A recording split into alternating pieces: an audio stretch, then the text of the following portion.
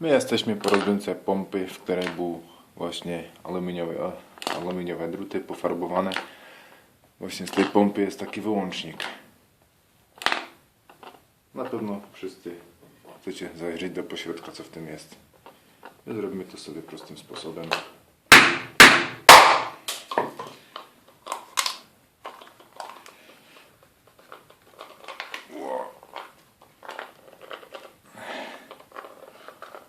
Jak to funkcjonuje?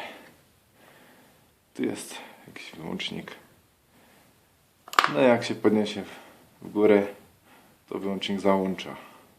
Czy też wyłącza. No jak opadnie w dół, to po prostu załączy nam pompę.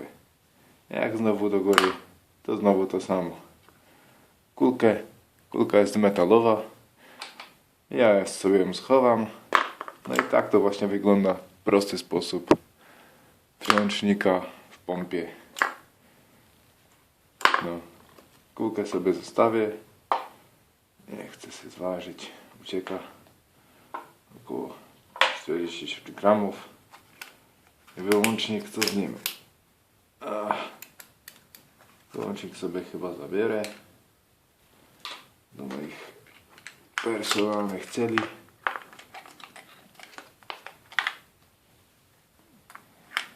Wyłącznik sobie odrobimy.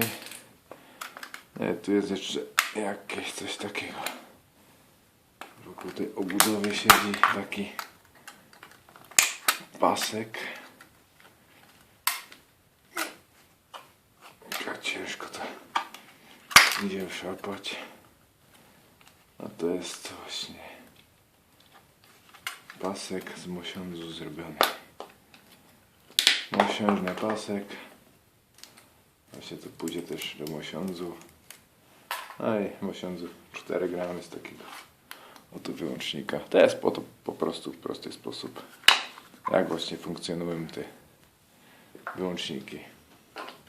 No i kulkę zyskaliśmy taką sympatyczną. Dziękuję za uwagę. No i do zobaczenia.